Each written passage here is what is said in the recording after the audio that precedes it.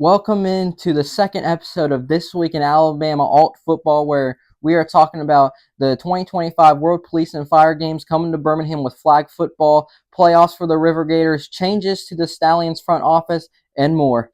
The first team that we are getting into today is the Birmingham Stallions of the United Football League.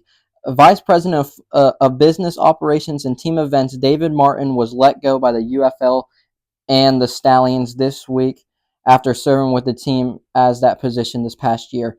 And also, wide receiver Marlon Williams was working out with a current Browns rookie quarterback Dylan Gabriel at UCF, which was both of their colleges, with Marlon playing college at UCF from 2017 to 2020, and then he was a top 10 in career receptions, receiving yards, touchdown receptions in UCF history. He has played for the Stallions since 2022, and his stats this past year were 228 yards and one touchdown.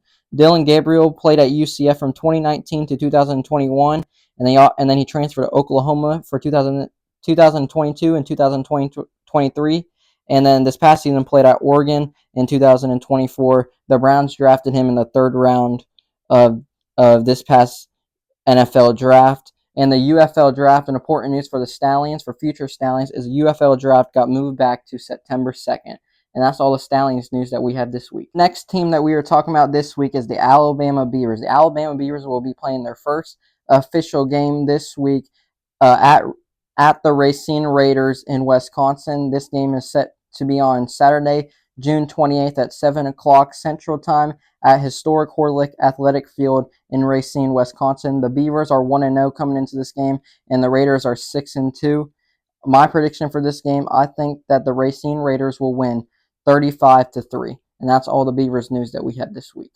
The Huntsville Astros are back at home this week and back playing football after last week's game at Tampa was canceled, was shut down due to a major team investor of the Tampa Tornadoes taking all of his money out of the team.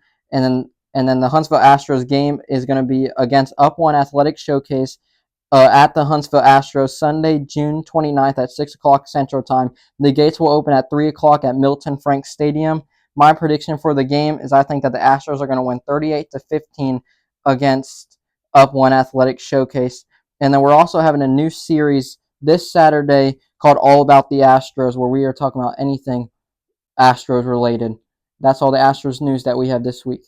The Rivergators are looking to win their first AAL2 playoff game this weekend at the Mississippi Wolfpack, and this will be in the American Arena League 2 first round playoffs. And then the game is going to be number 3 Tri City Rivergators that are 2-6 at the number 2 seeded Mississippi Wolfpack, which are 6-2. This game is Saturday, June 28th, and the Rivergators, one of their 2 wins is against the Wolfpack. The Rivergators are only 1-2 against the Wolfpack this year, hoping to change that to 2-2.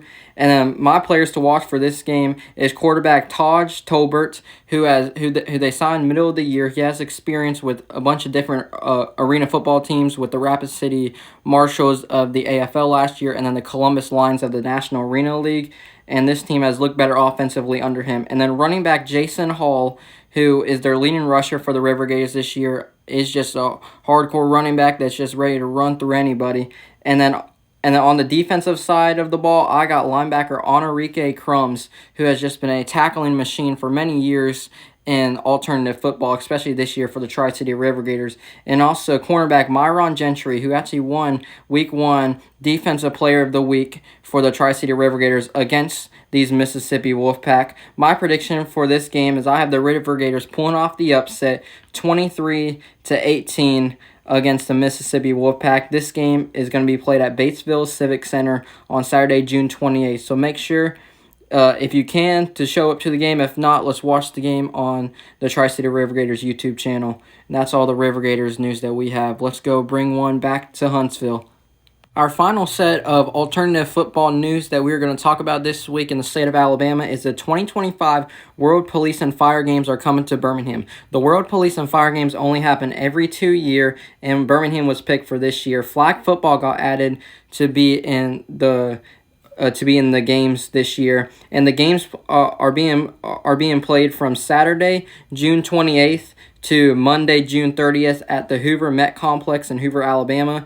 And then the games each day are from 8 o'clock a.m. to 4:30 p.m. And then the playoffs and championship game will be on Monday, June 30th. The teams that are going to be playing in the flag football is Hamilton Fire, MDFR Elite Eights, Team Memphis Bombers, South Florida Fire and Police, Calgary Bullets, the Enforcers, North Alabama Raiders, ALEA Flag Football, McAllen 5-0, Atlanta Savages, Les GCDC, UAB Police, and the Regulators.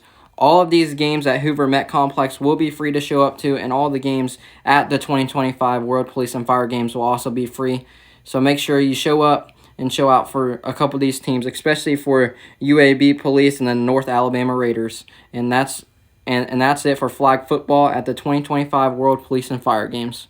And that was all of the news this week in the state of Alabama for alternative football. Anything from staff changes for the Stallions to playoff games for the Rivergators, upcoming games for both the Astros and the Beavers, and the 2025 World Police and Fire Games coming to Birmingham, Alabama. That's it for This Week in Alabama Alt Football, episode number 2.